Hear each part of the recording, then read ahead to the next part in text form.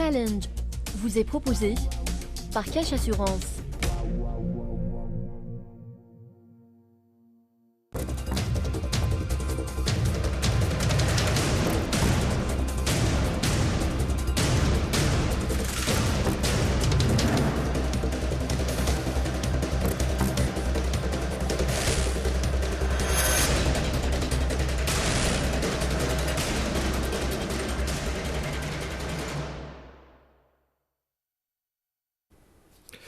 Mesdames, Messieurs, bonsoir et bienvenue sur Challenge. Mon invité est professeur titulaire de management au Québec dans une école de renom, HEC Montréal. Né en Algérie, cet homme qui a fait des études de psychologie, de philosophie et de littérature à la base a pénétré peu à peu le monde du management et de son enseignement, au point de devenir au Canada, au Québec, une autorité écoutée, respectée et très suivie dans le monde universitaire. Cet Algéro-québécois est aujourd'hui qualifié de visionnaire dans le sens où il fait partie de cette communauté réduite d'intellectuels qui considèrent comme surannées les politiques économiques qui nous sont proposées de par le monde et en Algérie notamment. Pour lui, nous faisons fausse route et nous allons lui demander pourquoi. Omar Aktouf, bonsoir. Bonsoir. Alors, pourquoi nous faisons fausse route dans nos stratégies économiques pour faire face à la crise ? Quand vous dites nous, moi je dis un nous global, c'est à l'échelle mondiale, hein, pas juste l'Algérie. Et donc nous faisons fausse route parce que l'économie, depuis 2 siècles à peu près, donc l'économie néoclassique qui a voulu devenir une science, a complètement transformer la vision de la vie de la communauté humaine en quelque chose qui est mathématisable, mesurable, mettable en équation. Mais l'économie, c'est quelque chose qui repose sur un principe et un seul, c'est assurer le bien-être de la communauté humaine. Alors, assurer ce bien-être, c'est absolument le contraire de ce que prône aujourd'hui le néolibéralisme sur le plan macro et sur le plan micro. Sur le plan macro, par exemple, ce que propose l'économie classique et néolibérale, que je considère comme fausse route, c'est de confondre la croissance avec le développement et de confondre l'accumulation d'argent et l'accumulation de finances avec économie. Alors que ça n'a rien à voir. La finance, c'est le cimetière de l'économie. Et pourtant, ça a bien fonctionné jusqu'il y a peu. On a bien évolué, ça a été une croissance mondiale pour tout. Exactement, vous avez parfaitement raison. C'est que ce raisonnement-là, disons qu'il était valable au XXe siècle, particulièrement les 30 glorieuses, entre les années 50 et les années 70, c'est-à-dire les années de croissance après la Deuxième Guerre mondiale.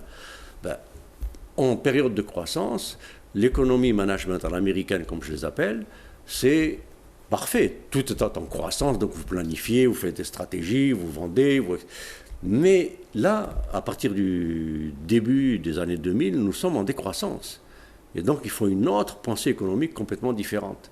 Alors, c'est pour ça que je dis, on fait fausse route si on pense qu'on peut continuer à penser croissance, croissance, croissance, alors que la planète est de plus en plus saccagée et de plus en plus mise à sac, quoi, parce que la croissance infinie n'est pas possible. Alors, une des raisons pour lesquelles on fait fausse route, c'est que l'un des pivots du management économie néoclassique, néolibéral, c'est la croissance infinie. Or, notre monde est fini, il n'est pas infini. On ne peut pas faire des profits infinis sur des arbres infinis. La Terre donne les arbres qu'elle peut. Il y a une autre chose que vous expliquez, c'est que aujourd'hui, on nous fait croire qu'on crée donc de la richesse et en fait, on crée de la destruction. Absolument. Et vous avez cette fameuse théorie du boucher et du beefsteak, alors que je vous laisse développer. Oh, oui, c'est une allégorie, c'est une métaphore. Ça, c'est parce que j'ai fait aussi des études de physique, donc d'économie parallèlement, tout ça. Et en physique, j'apprends que la thermodynamique nous enseigne que partout où il y a travail, il y a destruction. Pourquoi ? Parce que tout travail est transformation. Or, toute transformation fait une victime. Donc j'ai pris l'allégorie du boucher, j'aurais pu prendre le bûcheron avec l'arbre, ou le pétrolier qui extrait du pétrole. Donc toute transformation fait une victime. Alors j'ai pris la métaphore de la vache, on va la reprendre. Une fois que le boucher a abattu la vache pour faire des beefsteaks, comment on peut dire qu'il a créé les beefsteaks? Ou un bûcheron qui coupe un arbre, il élimine un arbre, il fait des planches, et on dit qu'il a créé des planches. Il n'a pas créé des planches. Il a tué un arbre pour faire des planches. Et l'autre a éliminé une vache pour faire des beefsteaks. Et le problème qui se greffe à ça, c'est ce que nous enseigne la physique, et ça c'était une phrase d'Albert Einstein qui avait l'habitude de dire que pour comprendre les difficultés d'une science, il faut en sortir et l'éclairer avec une autre science. Donc pour comprendre les problèmes des échecs économiques, il faut prendre les concepts d'une autre science, comme la physique, la thermodynamique, la biochimie, la biophysique, et éclairer les problèmes économiques pour comprendre pourquoi avec les problèmes économiques ne marchent pas. Alors c'est une deuxième raison pour lesquelles on fait fausse route. Donc on ne crée pas, on ne fait que détruire, parce que la vache, elle est définitivement disparue. Le boucher ne sait pas fabriquer de vache. On ne peut pas refaire la vache avec les beefsteaks, c'est le principe d'irréversibilité. Et on ne peut pas utiliser la vache au complet. C'est ce qu'on appelle le principe de non-usage total de l'énergie. Oui, mais par contre, le boucher, en vendant ses beefsteaks, va faire du profit. Et oui. Donc, il va être toujours demandeur de vaches. Et ça va stimuler l'éleveur de vaches. Oui, mais là, c'est un aspect secondaire, complètement secondaire.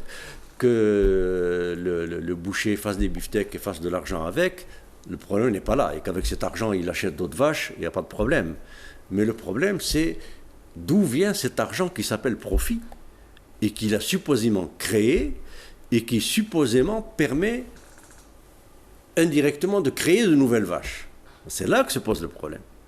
Non, il n'y a aucune création du tout. Le profit, c'est juste le transfert de l'énergie de la vache qui était vivante en une autre énergie qui s'appelle l'argent. Alors, vous le disiez il y a un instant, le monde arrive à terme du point de vue économique, même si on est fait croire encore qu'il y a des régions, par contre, qui sont encore, où on trouve, il y a un gap qui est encore à faire, l'Afrique notamment. Mais vous expliquez que si l'Afrique venait à se développer, il y aurait plus de place pour accueillir toute cette économie. Le monde est arrivé à... Ah oui. Plus que maturité, c'est-à-dire qu'il est arrivé on a atteint le pic, on est en décroissance. C'est ce qu'on appelle le Earth Overshoot Day. C'est le jour, c'est un indice qui est calculé depuis 1970 par un institut américain et qui calcule à quelle date de l'année on a épuisé ce que la Terre donne d'essentiel pour l'économie. C'est-à-dire on part depuis, je sais pas moi, le blé, le maïs, le pétrole, l'eau, le fer, l'acier, tout ce que vous voudrez. Et donc il faut un package de ça et il voit ce qu'on a utilisé, ce qu'on a extrait de la Terre et à quelle date on a fini avec ce que la Terre ne donne qu'au bout de 12 mois. Alors en 1970, c'était le 8 décembre. Le 8 décembre 1970, on a épuisé ce que la Terre n'aurait donné qu'au 31 décembre. Donc on vivait avec un mois de crédit sur 71. Alors je saute les années pour faire plus court. 1993, cette date a reculé au 22 septembre. Donc le 22 septembre 1993, on vivait sur 2 mois et demi de crédit sur 94. En 2003, ça a reculé d'un mois. C'était le 21 octobre. D'accord. Donc 2003, le 21 octobre, on vivait sur 4 mois de crédit de 2004. Maintenant, 2016, nous vivons avec presque 6 mois, parce que c'est en août, cette date-là de terminaison des ressources de la Terre, c'était début août. Donc, ce qui fait que nous vivons maintenant avec pratiquement 6 mois de crédit sur 2018. Même si on devait développer l'Afrique demain. Mais on ne peut pas, parce qu'il faut du pétrole, il faut du gaz. Alors, si l'Afrique pompe plus de gaz, plus de pétrole, plus de fer, plus d'acier, il nous faudrait une deuxième planète. Parce que ce n'est pas... Déjà, on utilise aujourd'hui, pour la planète telle qu'elle est, on utilise 1,5 fois ce que donne la planète. D'accord. Alors, si on continue comme ça, la catastrophe, elle arrive quand ? Quand ce date arrivera au 1er janvier. D'accord. Quand le Earth Overshoot Day arrivera le 1er janvier, ça veut dire que la planète est finie. Et vous estimez date à ce temps? Malheureusement, si on continue comme ça peut être dans l'échelle des 40-50 ans. D'accord. Alors vous ne vous êtes pas contenté d'apporter cette analyse, enfin ces explications, mais vous suggérez des solutions. Quelles sont-elles? Alors, les solutions, c'est d'en finir avec la confusion entre la finance et l'économie. La finance, ce n'est pas l'économie. Et ça, c'est un principe aussi de thermodynamique. Et quand on éclaire à travers la physique et la thermodynamique ce qui se passe avec l'argent, l'argent, c'est de l'énergie. Pourquoi? Parce qu'on n'imprime nulle part un billet de monnaie ou une pièce de monnaie, si ce n'est d'abord pour payer le travail de quelqu'un. Donc, ce qu'on appelle le capital circulant, ce capital qui sert à acheter, vendre, échanger, etc., à faire vivre l'économie. Derrière, c'est du travail, de l'énergie. C'est du travail. Donc c'est du travail cristallisé. Or, le travail, c'est de l'énergie. Donc cet argent, c'est de l'énergie. Alors, le problème, c'est qu'on ne sait pas créer de l'énergie. Donc, le problème qui se pose, c'est d'où vient cette énergie? Il faut se poser cette question, c'est le début de la solution. Si on trouve la réponse à cette question, d'où vient cette quantité d'énergie qu'on appelle l'argent, qu'on appelle, le profit, alors là, on pourra commencer à répondre à la question de la solution.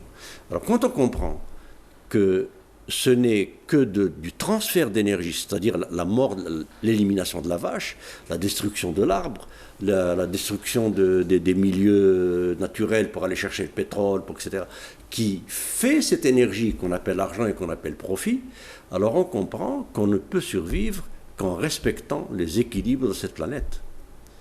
Alors c'est ça la solution. C'est commencer très très vite. Quand Donald Trump est sorti de COP23, là, de traité de Paris, Bush 1 est sorti de Rio, Bush 2 est sorti de Johannesburg, c'était les mêmes traités d'écologie et de biosphère. Obama de Copenhague. Exactement, et leur discours, et c'est très clair, c'est ce qu'ils disent avec ce refus, c'est l'économie, le niveau de vie économique américain est basé sur la destruction de la planète. Et nous ne signerons aucun accord qui nous empêche de détruire la planète. Alors, la solution, c'est... vraiment, on est acculé là. Alors, quelle place pour l'énergie renouvelable? L'énergie renouvelable, ce n'est pas un problème. Ce n'est pas un problème du tout. Vous savez qu'on trouve des sources d'énergie renouvelable infinies comme le soleil ou l'éolien. Ça peut pas être la solution? Non, pas du tout, pas du tout. Parce que le problème, ce n'est pas la question de la source ou de la pérennité d'énergie. Le problème, c'est la confusion entre création de richesse et destruction. C'est là où est le vrai problème. C'est d'où vient cette quantité d'argent qu'on appelle profit, qu'on dit avoir créé. Alors, plus on fait des profits, plus on détruit, d'après la physique. C'est ça le problème. Donc, il faut arrêter, quelle que soit la quantité d'énergie disponible, renouvelable, pas renouvelable, ça importe absolument pas. Ce qui importe, c'est qu'est-ce qu'on fait avec. Alors si on utilise cette énergie pour soi-disant créer du profit, sachant que la création de profit, ce n'est que de la surdestruction d'énergie, en fait ce qu'on fait, c'est qu'on fait de la fuite en avant. D'accord, alors expliquez-nous concrètement, qu'est-ce que vous proposez pour en finir avec ce système-là? Il faut adopter ce que nous enseigne la biologie, la biophysique, les vraies sciences, les sciences fondamentales. La physique, c'est les équilibres. Ce qu'on appelle les boucles de rétroaction négatives, l'équilibre homéostatique. Vous savez, je vais prendre un exemple très simple, un groupe de loups qui vit dans une forêt. Ils capturent des lièvres pour manger au jour le jour. Bon, il n'y a jamais une meute de loups qui va avoir l'idée de capturer le maximum de lièvres. Ça n'a aucun sens. On capture les lièvres dont on a besoin pour manger, après on va dormir et demain il y en aura d'autres. Alors la quantité de loups augmente. Arrivé à un certain seuil, il y a tellement de loups qui mangent plus de lièvres qu'ils ne se reproduisent. Donc les loups diminuent. Diminue, à un certain seuil, il n'y a plus assez de loups pour manger tous les lièvres. Les lièvres augmentent. Et ainsi de suite. C'est ce qu'on appelle l'équilibre homéostatique. Alors nous, dans l'économie, on doit, par exemple, si je travaille dans l'économie du bois, je ne dois couper un arbre que quand le même arbre a poussé au même endroit, à la même taille, avec la même biodiversité de l'écosystème. Alors je peux couper un autre arbre. Si j'en coupe 2, 3, 4, je brise l'équilibre de l'écosystème, je brise l'équilibre homéostatique et je me mets dans une boucle de boule-neige, de destruction exponentielle. Vous êtes seul à développer ce type de théorie? Non. Il y a un économiste célèbre d'origine roumaine, Georgescu Rogan, qui était professeur à Vanderbilt, qui a écrit un très beau livre qui s'intitule L'entropie, économie et l'entropie, c'est la destruction de l'énergie, et loi de l'entropie. Il y a Marx, déjà, à son époque, il avait commencé, il n'y avait pas la théorie de la thermodynamique, mais il avait pressenti. Marx avait pressenti qu'il y avait des déséquilibres entre les prétentions d'accumulation infinie et accélérée de l'économie et capacité de la Terre à renouveler les ressources pour suivre l'accumulation économique. Il l'avait entrevu, mais il n'avait pas la théorie. Alors, ce que j'apporte de nouveau, personnellement, c'est le fait que je traite ce problème-là, contrairement à Marx et Georgescu Rogan et un autre, Jeremy Rifkin aussi, qui en a traité, c'est que moi, je traite ce problème à partir du deuxième principe de la thermodynamique, c'est-à-dire le principe de qu'est-ce que devient l'énergie dégradée. Ou autrement dit, on regarde dans l'énergie sous l'angle de l'énergie utilisable et non pas de l'énergie totale. Alors que tous les autres qui m'ont précédé ont traité ça en termes d'énergie totale. Marx, par exemple, disait, le total des gains du patronat égale le total des pertes du prolétariat et de la nature. On fait la différence, on a zéro. Donc c'est l'équilibre. Mais ça ne marche pas. Parce que si on prend le deuxième principe, qui est le principe qui tient compte de l'irréversibilité de la destruction de l'énergie, il n'y a plus d'équilibre. L'énergie perdue définitivement. D'accord. Est-ce que vous avez l'impression d'être entendu? Ça commence. Il y a des physiciens, par exemple en Colombie, des patrons de laboratoires de thermodynamique, qui ne savaient pas du tout qu'on pouvait faire des liens entre l'économie et la thermodynamique, qui m'ont écrit, qui ont fait un article à partir de mes travaux qui s'intitule « La valeur thermodynamique d'un bien ». Et ils essayent, eux, de mettre en équation et en mathématiques, en physique mathématique, ce que moi j'ai mis en raisonnement économique. Est-ce que certains ne vous taxent pas de néo-communistes? Oh, ça arrive, mais ceux qui font ça, c'est parce que justement, ils n'ont pas compris mon discours, quoi. C'est tout. Ils prennent. Dès que vous dites que le capitalisme ne marche pas, enfin le capitalisme financier, à l'américaine surtout, parce que l'autre, le capitalisme allemand ou scandinave ou japonais ou coréen, ils respectent beaucoup plus les équilibres sociaux de la nature et tout ça que le capitalisme financier. Donc dès que vous attaquez le capitalisme américain, vous dites, on vous traite de communiste. On ne sait même pas ce que vous dites, mais on vous traite de communiste. Professeur Aktouf, je sais que vous avez depuis Montréal un œil porté sur l'Algérie qui n'a jamais cessé d'être porté. Jamais. Malgré mon testament. Malgré votre testament dont on parlera dans un instant. Mais alors, quel regard vous avez sur l'économie algérienne, sur sa façon d'agir, sur ses moyens de rebondir? Est-ce que nous sommes un plagiat de ce qui se fait ailleurs? Est-ce que nous sommes une spécificité? J'aimerais vous entendre là-dessus. Non, s'il y a spécificité, c'est une spécificité dans la constance de l'erreur. C'est incroyable. Moi, ce que j'observe de l'Algérie, c'est qu'apparemment l'Algérie n'apprend pas de ses erreurs. Je ne sais pas qu'est-ce qui se passe, mais un tas de pays, je ne sais pas, moi, prenons le Maroc, la Tunisie, la Malaisie, l'Indonésie, les Philippines, plus ou moins pauvres, Chine, Brésil, je ne sais pas, ils apprennent de leurs erreurs, ils corrigent, ils changent. Nous, c'est comme si on persévérait dans l'erreur. Alors c'est ce qu'on appelle en épistémologie, en science, l'erreur du troisième type. L'erreur du premier type, c'est se tromper de problème. L'erreur du deuxième type, c'est se tromper de solution pour le mauvais problème. Et l'erreur du troisième type, c'est de faire des erreurs et de persévérer dans les erreurs. Alors c'est ça qui me semble, mais je ne comprends pas. Est-ce que ça ne vient pas tout simplement des rebonds du pétrole? Certainement, c'est une malédiction. Certainement que chaque groupe gouvernant qui se succède se dit finalement, il y a la manne pétrolière, je m'assois dessus. Et choisit donc la facilité. Exactement. Et puis on laissera venir. Alors, mais le mur n'est pas loin. Le mur n'est pas loin. Pourquoi? Parce que vous pensez que si on en reste là, le rebond cette fois du pétrole ne viendra pas. Ah bah, non, c'est fini. Avec les gaz de schiste et les sables bitumineux, tout ça, au contraire. Il va peut-être, le baril mondial va tourner autour des $60, mais pas plus. Alors avec ça, on ne fera jamais l'équilibre. Quelques mots sur votre personne, votre carrière. Vous êtes né en Algérie, vous avez grandi ici, vous avez fait vos premières études ici. Et puis après, vous êtes exercé un temps entre l'Algérie et la France, le Maroc notamment. Est-ce que vous avez décidé un jour de partir? Pourquoi vous êtes parti au Canada? En fait, la décision de partir m'a été imposée. Je ne vais pas citer de nom, ni d'entreprise, mais là où je travaillais à l'époque, j'ai commencé à travailler en 1969, donc j'ai quitté 1980. Et j'ai travaillé dans divers secteurs de l'industrie algérienne et un peu partout. Donc je refusais de jouer n'importe quel jeu, de fermer les yeux ou de regarder ailleurs quand les problèmes sont là. Mon franc-parler, ma façon de mettre sur la table mes analyses, mes critiques, ça m'a valu d'être ostracisé, d'être poussé, écœuré, et puis on m'a poussé à la porte. Je ne suis pas parti, on m'a forcé à partir. Par contre, vous ne regrettez pas d'être parti? Je regrette parce que j'adore mon pays. Vous savez, je ne suis pas heureux au Canada. Moi, vivre à moins 30 degrés, ça ne m'intéresse pas. Je préfère la chaleur de la Méditerranée et la mer et le poisson. Mais je regrette.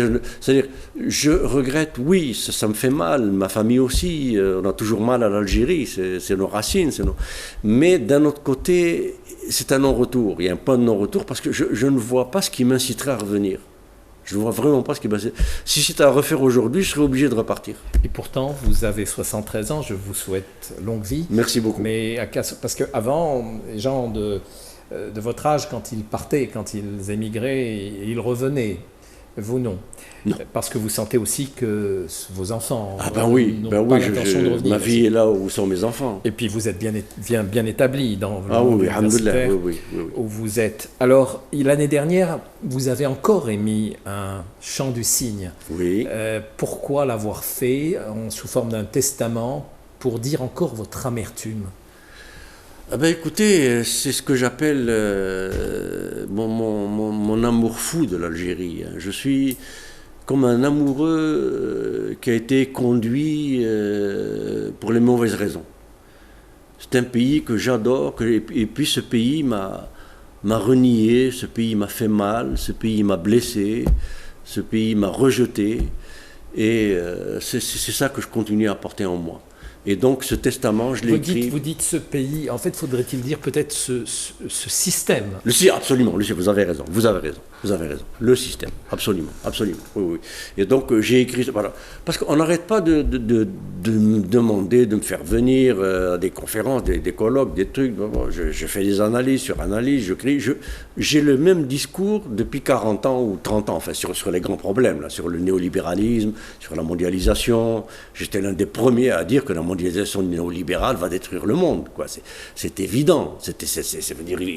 Pas la peine de sortir de la cuisse de Jupiter pour comprendre qu'une mondialisation qui ouvre tous les marchés, toutes les frontières, à tout va, à tout vent, sans gouvernance mondiale, c'est aller vers les loups qui vont manger les lapins. C'est tout. C'est les États-Unis, l'Angleterre, la France qui vont bouffer l'Afrique, qui vont bouffer l'Amérique latine, qui vont bouffer... Donc ça fait 40 ans que je dis ça. Mais on pourrait me traiter de communiste, de je sais pas quoi, de crypto-mondianiste, de non aligné, attardé. Et maintenant on y est. Mais c'est trop tard, malheureusement. Beaucoup de jeunes Algériens, beaucoup d'intelligence algérienne veulent partir. Justement pour toute une série de problèmes qui existent ici, croyant en un monde meilleur. Alors qu'est-ce que vous conseillez à ces jeunes qui déposent leur demande d'immigration tous les jours pour aller faire des études notamment, et puis avec cette volonté d'y rester dans ce beau pays, en image en tout cas, qui est le Canada? Ce que dirais, non. paradoxalement, mon message, ce serait plus un message de découragement que d'encouragement dans le sens de partir. Parce que la crise est mondiale. On est installé dans une récession mondiale qui ne va pas se renverser de sitôt. Enfin, on en a pour... C'est pas une question d'années ni de décennies, c'est une question de siècles. Là, donc, la planète entière est en décroissance. Alors que vous allez au Canada, il y a plein de gens qui viennent, des immigrants d'un peu partout. 1 an, 2 ans après, ils repartent parce qu'ils ne trouvent pas de travail. Il n'y a pas de... Donc, il n'y a pas de débouchés, c'est les effets dominos. L'économie chinoise qui a dégringolé de moitié de son taux de croissance, donc les Chinois achètent moitié moins un peu partout dans le monde, et celui qui vend moitié moins à la Chine achète moitié moins à l'autre, etc. Donc il y a un effet domino qui fait que où que vous allez dans le monde, il n'y a pas d'Eldorado, c'est fini, il n'y a plus d'Eldorado, il n'y en a plus. Aux États-Unis, il y a peut-être 30-40% d'Américains qui travaillent, qui gagnent un salaire, qui les fait vivre au niveau de pauvreté. Vous vous rendez compte? Alors, ce que je dis, mon message s'adresserait plus paradoxalement encore aux dirigeants. Je dirais aux dirigeants de ce système d'Algérie, faites en sorte que nos jeunes aient envie de rester. Et pour ça, ce que je préconise personnellement, j'ai tort, j'ai raison, je n'en sais rien, une deuxième république. Il faut rebattre les cartes complètement. Une constituante avec toutes les sensibilités de l'Algérie et refaire un projet algérien nouveau, à table rase. Il y a des choses qui évoluent ici, il y a notamment avec l'avènement d'Internet, les jeunes s'expriment et puis donc les choses sont vite mises en rapport. Peut-être que ce sont des choses aussi qui vont aller, pour mettre le doigt sur les difficultés, très vite les choses se font, très vite les gens réagissent. Et c'est peut-être ça la différence qu'il y a avec ce que l'on a vécu jusqu'à présent. Et c'est peut-être ça qui préconise le changement de demain. Oui, dans le bon sens. là aussi c'est à double tranchant. Hein. Bon, l'Internet, c'est vrai qu'il permet de partager beaucoup plus vite de l'information, de passer à l'action. Mais en même temps, l'Internet donne l'illusion qu'il y a une forme de nouvelle économie qui serait l'économie dite de l'information, l'économie virtuelle, qui sauverait le monde. Or, c'est pas vrai. L'Internet, l'information, c'est ce qu'on appelle le tertiaire non marchand. Et qui donc peut donner de l'illusion. Oui. Professeur Aktouf, merci beaucoup d'être venu, d'être présent. Merci à vous. Vous aviez dit que vous ne donneriez plus d'interviews, donc nous sommes très heureux de vous avoir reçu ce soir. Ça a été un plaisir. Je vous souhaite un bon séjour en Algérie et un bon retour au Québec. Merci beaucoup. Voilà, mesdames et messieurs, je vous remercie de votre attention et je vous dis à samedi prochain pour un nouveau débat de Challenge. Merci.